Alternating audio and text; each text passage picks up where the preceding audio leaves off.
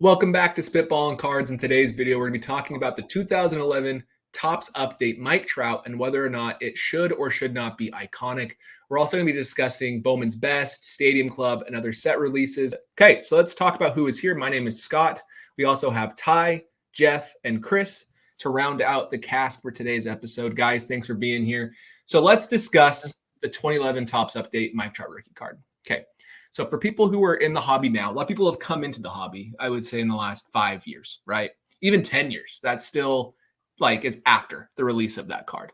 And all those individuals, they might not view base cards as favorably as people who were in the hobby prior. And it makes total sense. Base cards are printed really heavily, especially since 2017 forward. It's at a point now where people are wondering, why is that card iconic? So I have my own thoughts on this. I've made YouTube videos on this specific card with my thoughts, and it's always a contentious topic because people either think Mike Trout's overrated or that card's overrated or it's a base card. You get the idea. So I want to first ask you, what are your thoughts before I share mine? Chris, I want to hear yours first. Okay. I guess it's just fretting about which adjective we want to use. So I would say it is an iconic card because it's his first card and it's his rookie card. Well, not his first, but it's his rookie card out of Flagship. Just like kind of similar to the Griffey Upper Deck. Like, it's iconic because you associate that with Griffey and how great Griffey was. But much like that Upper Deck Griffey, it's everywhere. So I just feel like it shouldn't be as expensive as it is. And for whatever reason, I'm a pretty big baseball card collector, kind of a self-proclaimed nerd here. I've made no attempt to acquire that card. In my history as a collector, I don't have it. I've never had it. And it's been offered to me, but I just feel like if I ever do decide to get one, it's always going to be available. And the price just seems to keep coming down. There's 6,200 PSA 10s, which is an outrageous amount of PSA 10s. So I like the card. I guess, the word iconic, I don't want to just argue about adjectives, but I do think of that card when I think of Mike Trout. So it probably is iconic, but I just think that price still has a lot of room to come down before I even consider picking one up. Where do you think the bottom is? It's impossible to predict bottoms and tops. No one's going to hold you to it, but how much further do you expect? Would you guess? For me to buy one, it's got to come under $500, and then I would consider it. Okay. And if you're buying at that price, I think a lot of people would. Very fair. That price is attractive. That makes sense. Okay, Chris. I'm sorry, Jeff. You want to cut that out? Sorry about that. 3. No, it's okay. We're virtually interchangeable. It's fine. You two always get mixed up by everybody. Okay. My wife is always saying Jeff's name, but that's probably another issue. Plus, they're both 4 letters. They're both, No. Okay, so cut out 313 to 335. Ready? It's not a spelling contest, Scotty. It's okay. Here we go. All right. Jeff, what are your thoughts on that card? Well, I came back into the hobby a little bit before Chris, so I was drawn into the mystique of the Trout card. I came back in about 2017, and Mike Trout was my favorite player at the time, and he was just coming off his first injury-plagued season, but he was still just almost at the top of his game, at the top of the game, and so that was a card I really wanted. And at the time, it had went up from about, you'll have to tell me what the prices were when it first came out, Scotty. I don't remember, but when I was looking at it, it was about a $500 card, and I ended up buying it for I think $550 maybe. And it was by far the most expensive card I had ever bought, PSA 10. And then we went on that crazy. First, it went down a little bit, and I was like, what am I doing? But it then went up, and we went on that crazy COVID ride, and eventually it touched $6,000. And I still had it. And at that point, I was thinking, well, why is this card valued so much? Unfortunately, I didn't get rid of it at that time. I ended up getting rid of it at about the $3,000 price point on its way down because I just felt like it couldn't stay where it was staying.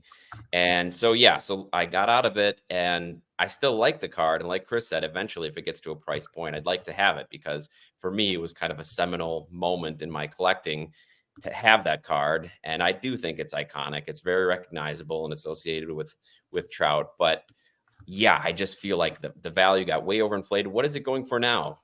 Is it about $1,000? About $1,000. It's been about $1,000 for a good while. Okay. So we'll see. I think if he reverts back to his MVP form, maybe it'll get a little bounce because of its very recognizable nature that people want to have it if he's playing well, but he's just been hurt so many years in a row now. It's hard to see a lot of his cards going up, and especially one that has so many out there. Okay. So here are my thoughts on this card. So first thing, the first spike happened, it looks like in 2018 at $586, dropped to about $430. And then during the boom, no, it wasn't quite yet. This is when he won the MVP. This was his MVP year in 2019. It was about $1,000. So that's when it hit that price. Then we saw the COVID hype. It got all the way to about $5-6 grand. Mm-hmm. And then again, it dropped to about $1,000 now. So it's still up quite high since 2018. So you could see it get back to this $250 to $500 price range. I don't think we're going to unless Trout continues to get hurt and the Angels are just irrelevant, which are both possible, unfortunately. But my thoughts on this card. This card is worth so much, not just because of Mike Trout. The first thing is this is one of the lowest printed flagship sets of the last 2 decades. I'd say the last decade and a half. We won't go into the 2000s because those sets were weird, but they were very heavily printed. It's an update set. The update set, I think the actual estimates are around 60 to 70,000 of each card. So it sounds like a lot. It's not very many. Nowadays, we have probably towards 1 million of each player. So very low print run. That's the first thing. The next thing is he has no Topps Chrome rookie card. This is the only flagship he has. So it's the only flagship you can target. If you want a flagship, it's this card, plus it's low print run. On top of that, you can't really get parallels. There's about 6 or 7 parallels and only 3 numbered parallels. 2 of the 3 numbered parallels are out of 60. And then the other one is the gold out of 2011. So that's another reason why this one's so expensive. On top of that, he only has 2 rookie autographs in Topps Finest and Topps Bowman Sterling, technically. And the Bowman Sterling, the base is numbered to 109. And the Topps Finest, the base is numbered to 499. So he has less than 1,200 total rookie autographs. So that's another reason why people went towards this base card. All of those things together is what caused this card. It's like a perfect storm. Plus him having 3 MVPs in the 2010s. Cards started to boom once he won his 3rd MVP. Ohtani and Trout supposed to be this amazing dynamic duo. That is what makes this card so special, right? Because what's the alternative? You have the Bowman Chrome and the Bowman Chrome Draft, both of which cannibalize each other. You have the Finest Rookie, which no one cares about, unfortunately. I love that set, but people don't care about base Finest cards. And those actually are really even short printed. There's only a few thousand of those made. And then on top of that, you have the E-Topps Rookie, and that E-Topps Rookie card is numbered to 999, and there's no parallels. So realistically, the reason why this card is worth so much is because there's no alternatives in my eyes, which is exactly contrast to where the hobby is now. So when we talk about this card being iconic, it's because of supply and demand, and it was more scarce, and it was the Trout card, and it was obviously the Trout card. And that's why I think it is where it is. Not even argue. That's the reason why in the 2010s, late 2010s, early 2020s, we went crazy with base cards. So that's my thoughts. That's the history behind that card, and in my opinion, why it is how it is. Ty, do you own this card? I do not own this card, no. And I that $500 price point is right around what I was going to respond to if I were to even start to consider to buy this one. Here's what I'll say about the Trout. There's some interesting parallels to, and not colors, I mean interesting comparisons to Kobe Bryant and LeBron James. So if you look at basketball, something really, really interesting happened with the Kobe Bryant Topps card during the COVID boom and everything that was going on then. That card, his base paper 1996 Topps rookie, was never an iconic card. It just wasn't. It was Topps basketball was $1 a pack. Like nobody cared about it. It was just, cool. It's an entry level product, just like Collector's Choice and other, base upper deck and things like that. And Kobe's, I think there's like 38,000 PSA graded Kobe's in total in the total print run. Suddenly, when people started fixating on first year of Topps Chrome ever existing, which was 1996, I think they saw that it's the same picture and then went like, oh, as like a consolation prize, if I can't have one of these Chrome cards, which have blown up, I'm going to go get the paper card. And it like sort of became iconic seemingly overnight. For a number of years, there were several other rookie cards, including Finest, which back then was the premier product, the huge product, not even Topps Chrome. The same thing I think happened with LeBron James, and he has the Chrome card, and it obviously has all the refractors. And so then people looked at it. But the difference with LeBron is that his Topps base paper is not the same photo. It's actually a different photo. So something happened with Topps paper where it got like all this value injected into it. And I think it's not necessarily like, you might be onto something, Scott, about there not being a ton of choices. I'm sure that definitely contributes in Trout's case.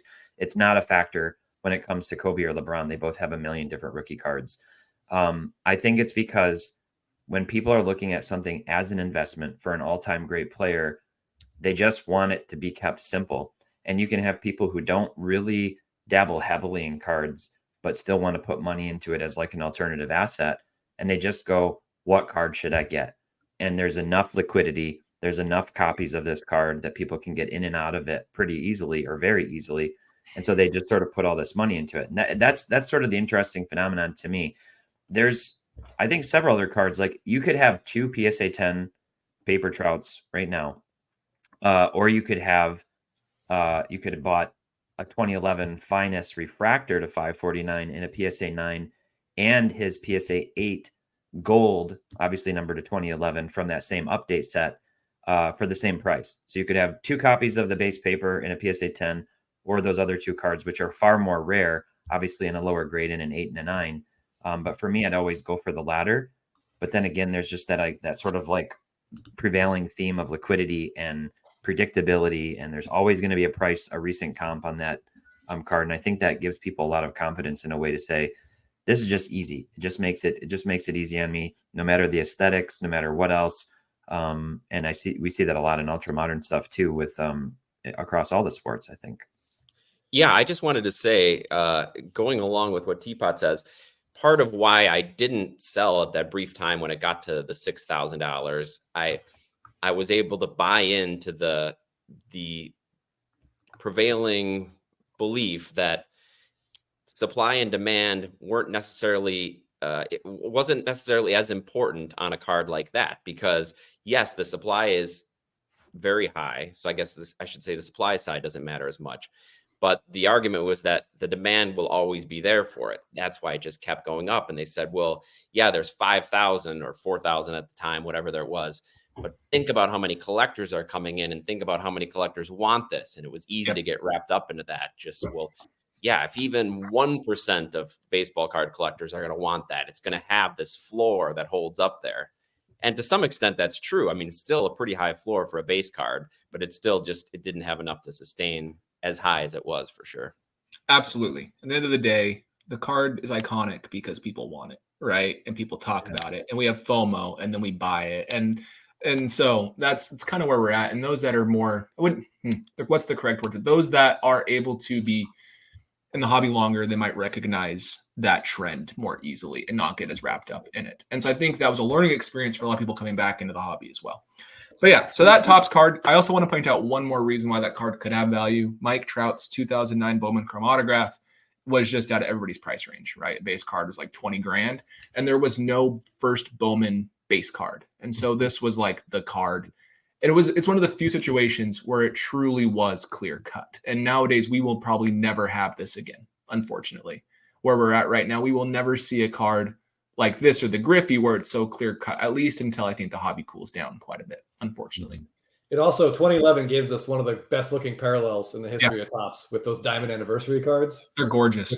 If you've never held one of those in your hand, I recommend you run out to a card shop and just see if you can hold one if he has one. They're spectacular. The Hope Diamonds out of 60 are some of my favorite parallels of all time. I have a few. Who do I have? I have a Zach Greinke, which I think is great. I'll share my screen and show those. I have a Billy Butler, but no one cares about that. And I understand. I just bought a Billy Wagner cognac at Culture Collision out of a $1 box.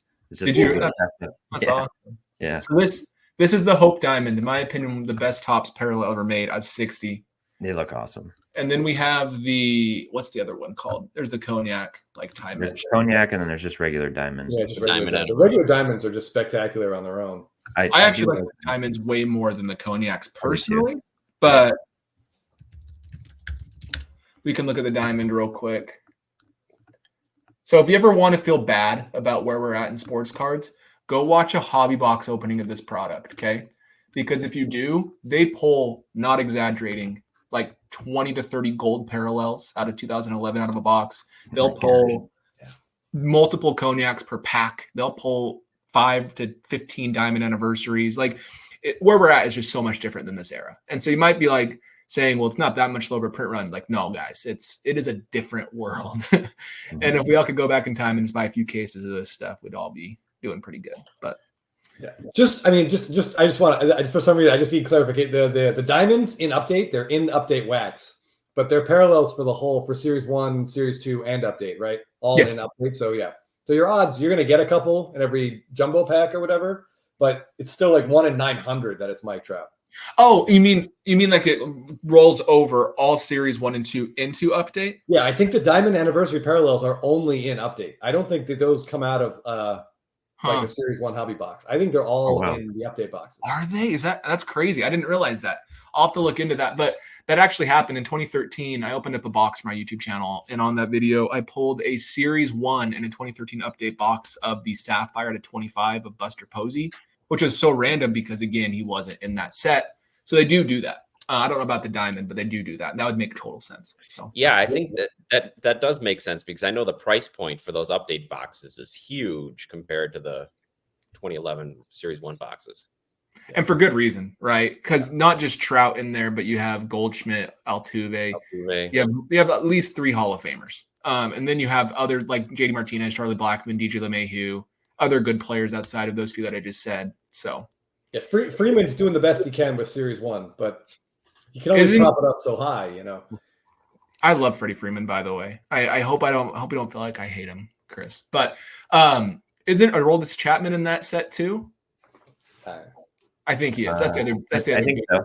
I think so. Yeah. So, anyways, well, that is 2011 Topps Update Mike Trout. Do we all think it's priced correctly? Probably not. But do we all understand? Like, do you guys agree it makes sense why it's iconic? Yeah. Yes. I think it makes more sense than it does for Kobe and LeBron. Yes, but, I agree. Agreed.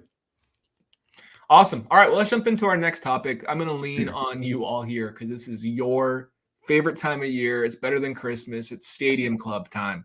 Yeah. So break down Stadium Club for us, Chris or Jeff, either one, or Ty. All 3 of you are big Stadium Club fans. Let's hear it.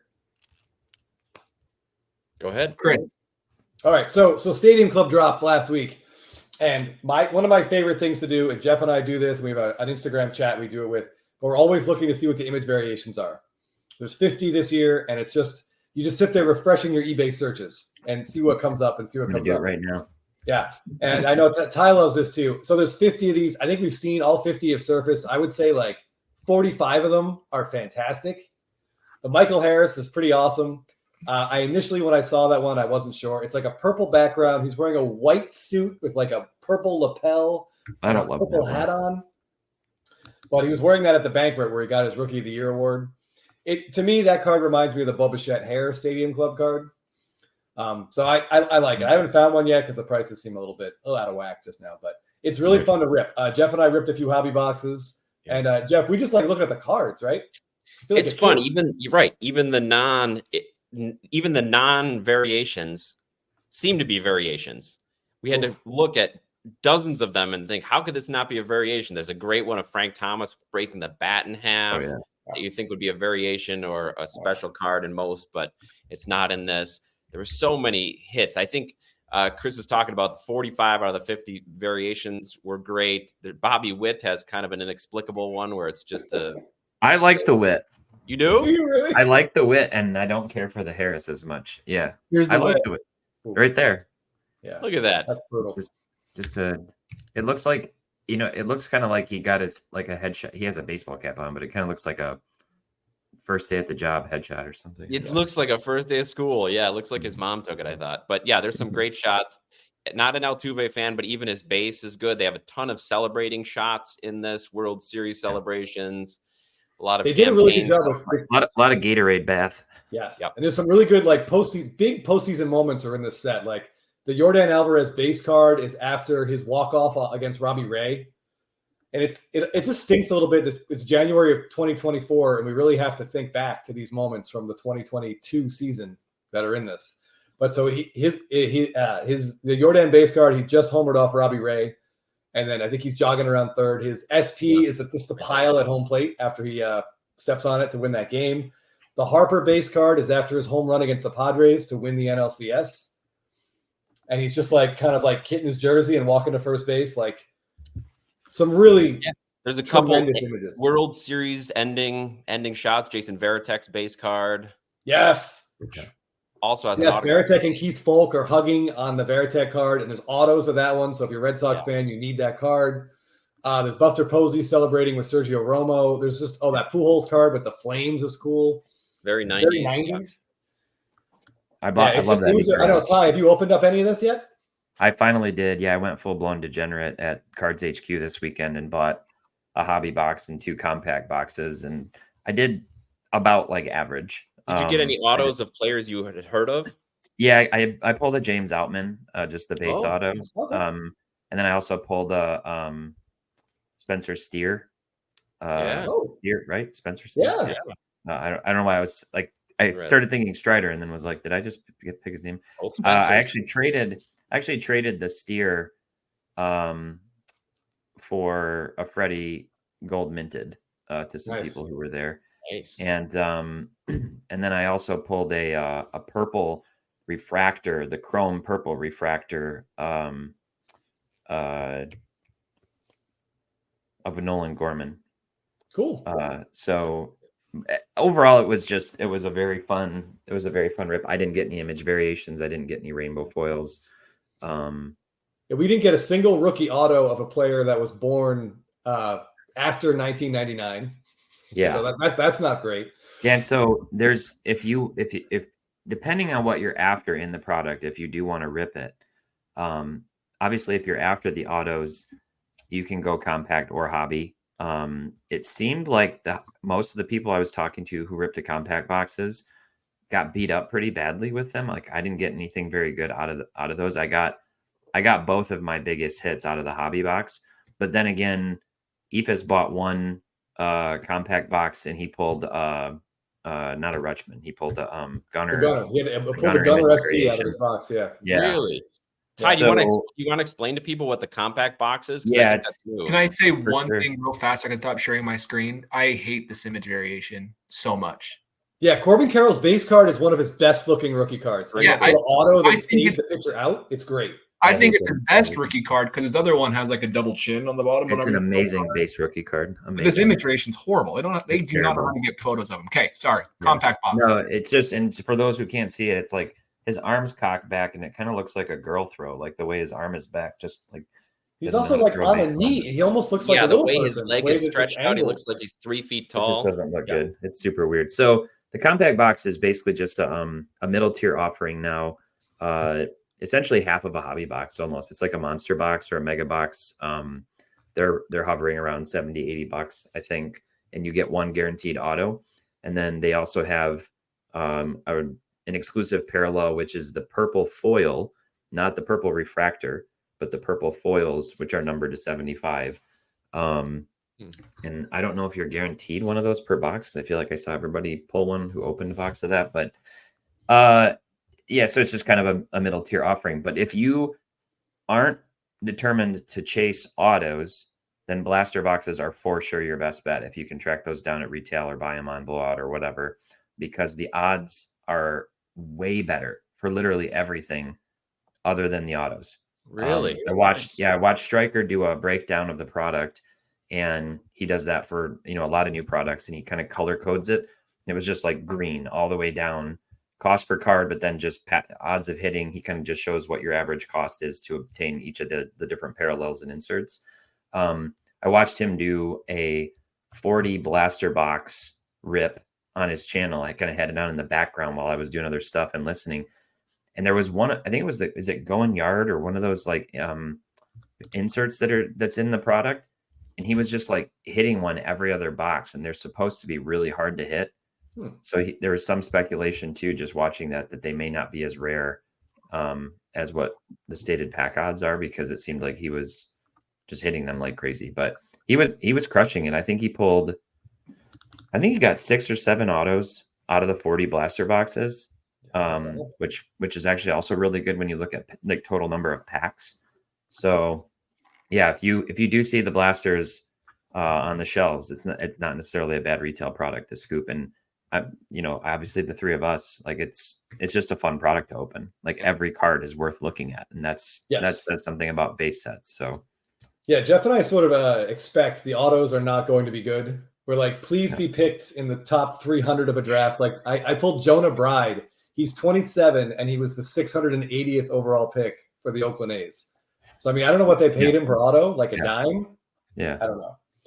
But I will say that I've seen a lot of in looking at all the SPs on eBay that have popped up, it does seem like there's like edge issues and back corner issues on almost all of them. A lot of chipping, which I get it for the autos because they're paper. But I'm wondering, and pure speculation here, like there was a printing issue with Stadium Club. I'm wondering if they had to reprint the base cards and maybe all these SPs just sat.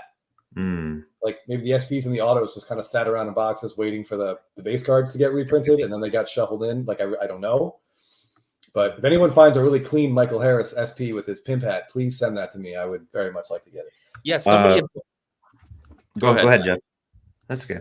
I was just going to say that somebody had posted. We talked about this on Blabbin' About Slabbin', and somebody had posted on there that they watched a break where there were a ton of quality control issues, and I had responded that I didn't see any. Yeah, that's just maybe because of what we got. We didn't get any of the photo variations, but overall, I thought the QC was really good. So the boxes I opened had some issues. I had some print line issues. I had a few cards that were really, really jacked up. I pulled an orange foil O'Neal Cruz, and it was just like annihilated in every, like on the corners and everything. It was super weird. But everything else in the pack looked good except that card. Yeah, that's it's super weird. And it's like in the middle of the pack too. So I don't know what the deal is with that. But I generally what I've seen, I've watched a lot of breaks. People were saying the QC was good, and everybody else that opened one at the shop also didn't have really any issues. So it seems to just be like sort of hit or miss maybe, but I haven't seen any like prevailing, like major issues. So I have a question. I don't open product really ever. It's just not my thing. I always just feel really sad whenever I do because I never make my money back, just like everybody. And my question for you three Stadium Club degenerates is, with this product, would you be, I know you're really sad Topps Chrome Stadium Club, whatever, Stadium Club Chrome's not going to make the market this year. It's just probably not going to happen.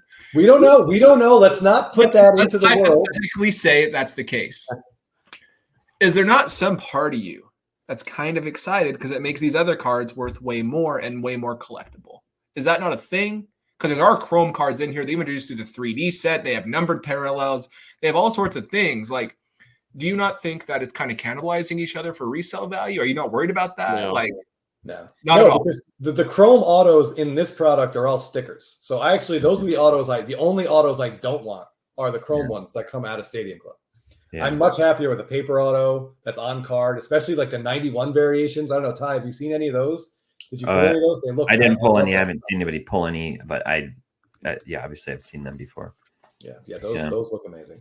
Yeah, one last thing I want to talk about that Chris mentioned to me earlier tonight was this checklist. The auto checklist is vast. I can't remember. Are there 154, I think, or 156, something crazy. A huge number, and they have some really awesome names on there too, but you never see those. So we were just kind of speculating what the ratio is of the rookies that we've never heard of because what are some of the big names in there, Chris? Yeah. So there's a bunch of things I've saved searches for have not popped up. We have not seen an Austin Riley auto, a Yordan Alvarez auto, a Bryce Harper auto, and I've only seen one redemption so far for Acuna. Yes, right. So the ratio 10 to 1. Yeah, I don't know. They're on the checklist, so they exist, but they don't have to tell us how many. But those are like huge moments in those careers for Harper and Yordan especially. And I would love to get one of those autos of those like on card with that moment. And if you're a Braves fan, Austin Riley's card, his base card, he's doing his infield drills with Ron Washington, which is just fantastic that they got that on a card because they talk about that all the time. Mm-hmm. So I want one of those with Riley's auto. Hopefully one is eventually going to turn up. I don't know. Yeah. So Go ahead. just guess how many autographs on the autograph checklist subjects back in 2017. Yeah. What do you think it was? 65. I was really close, 68. So we're seeing almost, what, 2.5 times higher? It's pretty crazy. Yeah. And we don't know what the ratio is again. And I know that's why they can keep the price point down. It's sad when we look at $125, $130 boxes being reasonable, but compared to what some prices for hobby boxes are now, it kind of is in the realm of reasonable. And that's the only way they can do it. If they're throwing Trout and Riley autos in here at the same frequency as some of Totally Jones Bride autos, it just wouldn't be there. So I get it, and it helps sell with having those names on. It just would be fun to actually see some of them. So overall, what I'd say about the product is, it's all about the photography. So like you were saying, Scott, you don't rip stuff, but this is a product I just enjoy opening so much, just going through the pictures and seeing the cards. And it's like, even if you're not making your money back, it's still a lot of fun. But the inserts in Stadium Club are not good. Like they're just boring. They even are like a little dumb. They made beam teams really hard to hit this year, but I don't think they look very good personally. Instavision is hard to hit, and those aren't particularly compelling for me either. So that's like the one piece. If I was going to say like improve something to Topps, that would be like just make the inserts a little bit cooler. The triumvirates actually do look pretty cool. Yeah, those aren't bad. Recycled like every year as from the design. And then the foil, like I don't like the black foils. You almost like don't even notice them when you're going through the set. That's what I was going to say too, that their foils and their parallels, when it's just changing the font color, it's a little bit hard. And they've done in years past, was that 2020 where they actually had the color in the background on the card? They did it on the chromes. On the chromes. So they did it on the chrome. Well, and so they did that this year with the purple refractor, but only kind of. When you look at the actual like stock photo that they put in of Aaron Judge on the checklist, it actually looks like it would be really cool. But then when you see them in person, they don't look nearly that saturated. They're not. To me, I was like, I was excited to see that. And then when you see them in person, like the Gorman I pulled, it was not particularly nice. The best card I pulled was a Cody Senga rookie, the pearl white refractor, which is really nice. It's out of 30, but the only thing you notice is a little bit along the bottom. And then, of course, the Stadium Club font is in white instead of whatever this silver color is. But it would be nice to see it saturated like that. That's pretty cool. Yeah. So one of the things that's interesting to me too about the product is that the image variations have a stated print run of 200, but they still, in most cases, significantly outsell in terms of price for most players, the rainbow foils to 25, which is really interesting. Like Trout, maybe not like the top tier player, like his image variation and his rainbow foils will both sell for a good amount, but like the everyday player, it's just like the average image variation for the lowest is, like 30, 40, $50 right now coming out of the gate with the product. And then the same rainbow foil for the player might be like $15, $20. It's just kind of an interesting thing. The rainbow foils are great. Like you said, numbered out of 25, super condition sensitive. I'm going to go after this whole set. I'm going to try to get the whole set, like build it with my kids, with my boys, and then just like incrementally add in the parallels, like swap out the base card with like a red foil or something as we get them. So I'll throw a shameless plug out there that if anybody has like parallels that they don't want of random players, Bryson Stott or something, you can hit me up on Instagram and I'll be happy to take them.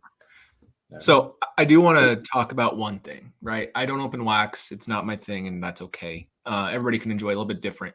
But if you're ever, this is same thing Ty just said, but I want you to hear it from my mouth too. Because if you're ever going to open a product with like your dad, I open cards with my dad sometimes, and he thinks they're the most boring cards. If you want to open your product with a dad or your kids, or just to have fun and enjoy the images and actually go through the cards slowly versus just opening them really quick because they're garbage photos and stuff, This is the set. Plus, you can have the opportunity to pull really cool cards like this.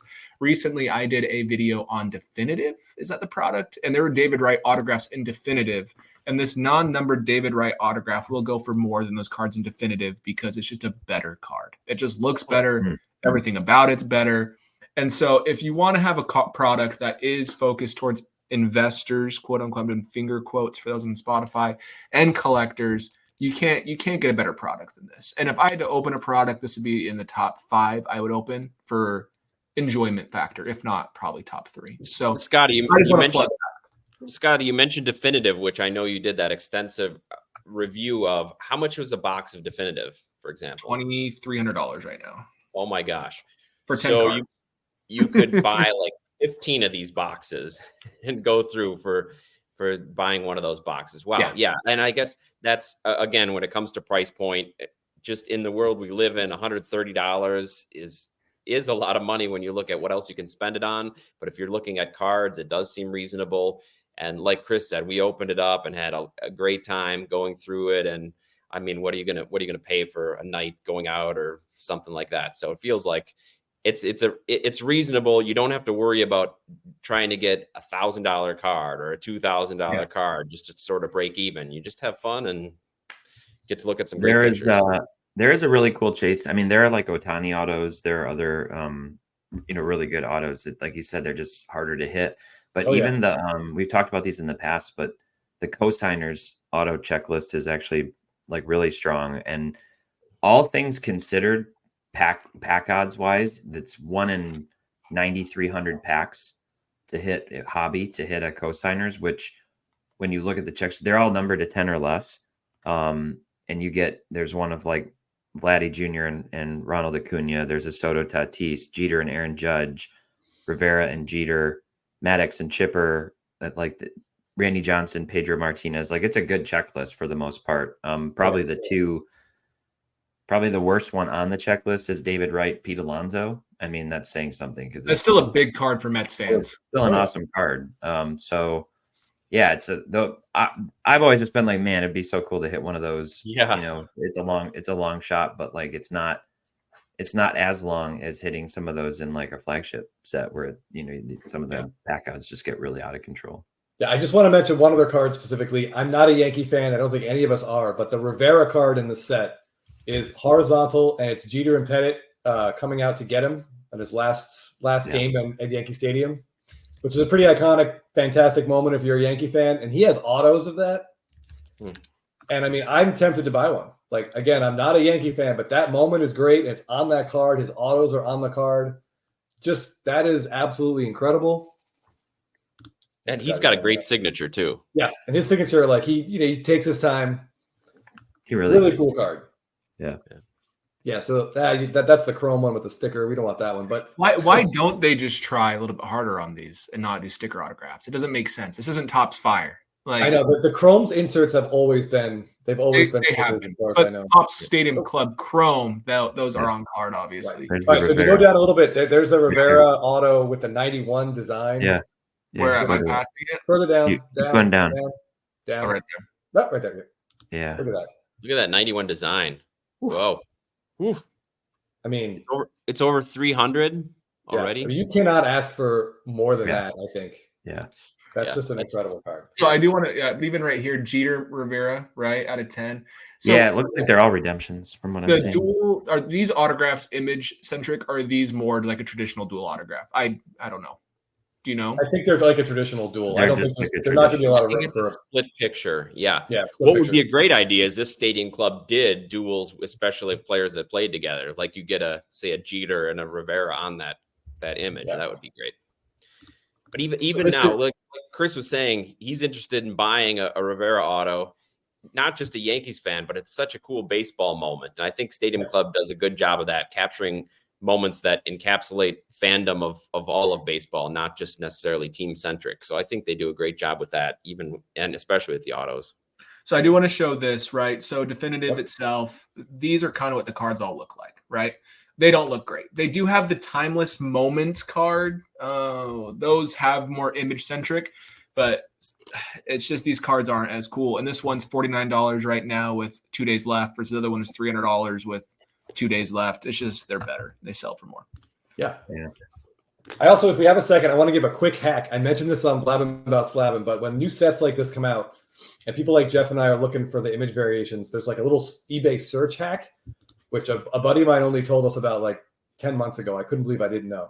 So you type in Stadium Club, parentheses, variation, comma, SP, comma, SSP, comma, and your parentheses, and it will search for everything that's separated by commas in the parentheses for you. So you don't have to type all those out individually every time you want to search for them. That has been, I can't imagine the amount of time that saved me over the last 10 months. I don't want to think about it because it's sad, but it's a lot. Yes. And then last thing, Ty, you shared this in the chat. I'll share my screen. Yeah. This is new. This is the 3D card that they introduced this year. Yep. So very unique. Yeah, I have a guy that I've been talking to who's local here in Atlanta who pulled the Otani 3D.